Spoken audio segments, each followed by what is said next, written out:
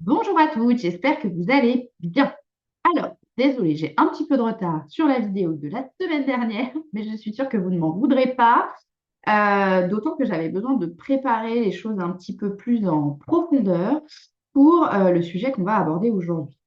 Et effectivement, j'avais envie de parler de la relation qu'on a avec les autres et notamment de ce qu'on appelle le manuel. J'en avais déjà parlé par le passé, mais ça fait un petit moment que je suis pas revenue sur le sujet et je pense que vraiment c'est quelque chose qui serait utile de clarifier et puis un sujet voilà, qui pourrait vraiment vous aider dans vos relations aux autres. Et du coup, pour amener un peu le sujet, j'avais envie de vous parler des boîtes de Lego. Vous allez me dire, mais où est-ce qu'elle va avec ses Legos?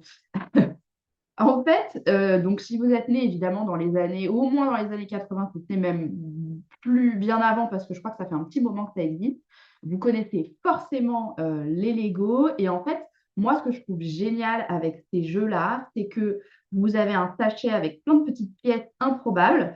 Et à partir du moment où vous suivez le mode d'emploi, vous arrivez à construire quelque chose d'exceptionnel. Et moi, je trouve que ça, c'est magique. Et ce serait génial, évidemment, si on arrivait à recréer cette même magie dans la construction des relations qu'on a avec les autres.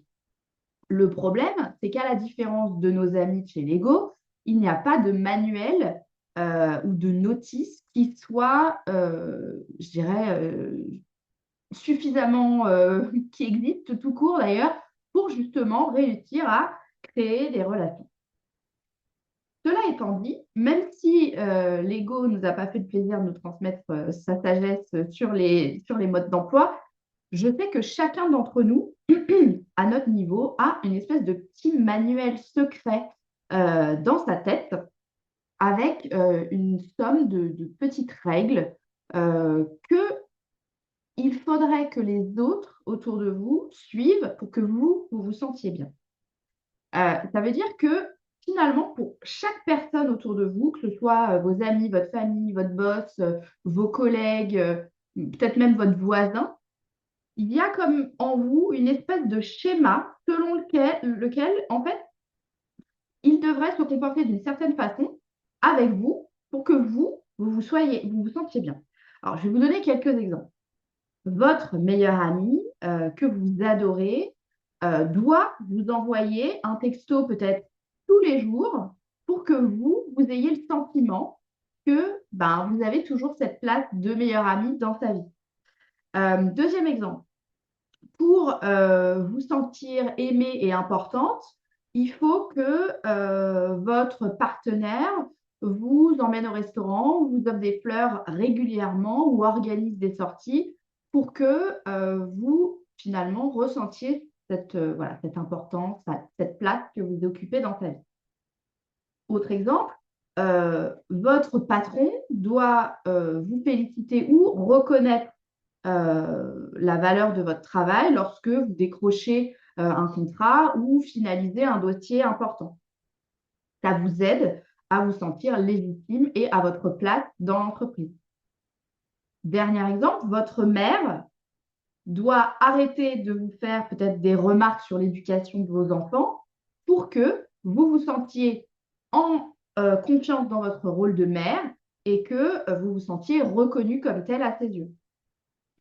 Donc, ces règles, elles sont souvent assez précises dans votre esprit, bien que bah, ce soit assez naturel et qu'on les fasse appliquer dans notre cerveau inconsciemment. Et ces petites règles, finalement, elles conditionnent la validité ou non de la relation pour vous. C'est-à-dire que si les personnes autour de vous respectent ces règles à 80%, OK, la relation est valide. Si ce n'est pas le cas, ça pose problème. Et le problème, c'est que ces merveilleuses règles qu'on a toutes et tous dans notre cerveau pour chaque personne qui nous entoure, eh ben, en fait, on ne les communique jamais. C'est-à-dire que on considère que ça devrait être logique pour l'autre de se comporter comme tel avec nous pour que tout se passe bien.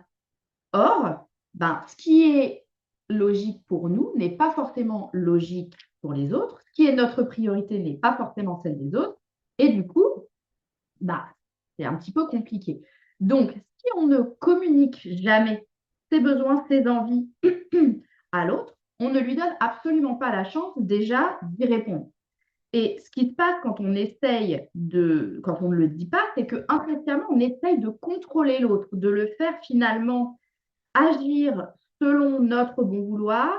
On peut même en arriver à faire du chantage parfois, pour qu'il respecte notre manuel, en se souciant finalement davantage de nous que de ce qu'il souhaite. Et notre objectif finalement, c'est que nous, on se sente bien et on se soucie littéralement pas de ce que souhaite ou pas l'autre.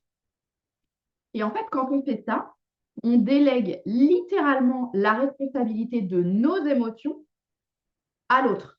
Et en fait, on va du coup un peu le modeler, le manipuler pour nous sentir bien. Et là, en fait, c'est là que tout déraille. Parce que chacun se perd dans la relation et vous demandez littéralement l'impossible à l'autre. C'est-à-dire créer des émotions chez vous et vous rendre heureux, ce qui est totalement impossible. Et déjà, ça fout une pression évidemment de dingue à l'autre. Et du coup, c'est à ce moment-là qu'on tombe dans ce qu'on appelle la dépendance émotionnelle et qu'on en vient à manipuler, à créer du ressentiment quand ça ne fonctionne pas. L'autre se met à dire oui quand il pense non, parce que il a peur ou elle a peur que la relation ne fonctionne plus. Et c'est de la frustration aussi, cultive des reproches, parce que finalement, la personne va se sentir complètement entravée dans la relation et chacun, du coup, va se travestir pour répondre aux attentes de l'autre et plus personne n'est 100% lui-même dans la relation qui, du coup, in fine, risque d'exploser. Sachant en plus que l'autre a aussi un manuel pour vous, l'enfer. Donc, si vous me suivez depuis un petit moment, vous devez savoir que vous êtes la seule personne à l'origine de vos émotions par le biais de vos pensées et non les autres. Donc, l'idée ici, c'est donc que vous soyez en charge de vos propres besoins et envies ou que vous les communiquiez avec l'autre pour trouver un compromis, un consensus. Mais l'idée, c'est qu'à travers ça, vous ne cherchez plus à manipuler l'autre pour vous sentir bien. Vous supprimez toute forme, du coup, de ressentiment et vous restez vous-même dans la relation. L'autre, à son tour, peut continuer à faire ce qu'il ou elle a envie sans se sentir contraint, peut rester finalement authentique dans la relation qui reste saine et sans dépendance émotionnelle. Néfaste, soit dit en passant. Donc, d'ailleurs, de toute façon, pour rappel, on ne change pas les autres. Les adultes, je parle des adultes, font littéralement ce qu'ils veulent, quelles que soient les conséquences. Il faut s'y faire et surtout, il faut conserver l'énergie qu'on a en soi pour des choses dans lesquelles on a du contrôle. Les autres n'en font absolument pas partie. Or, nous, oui.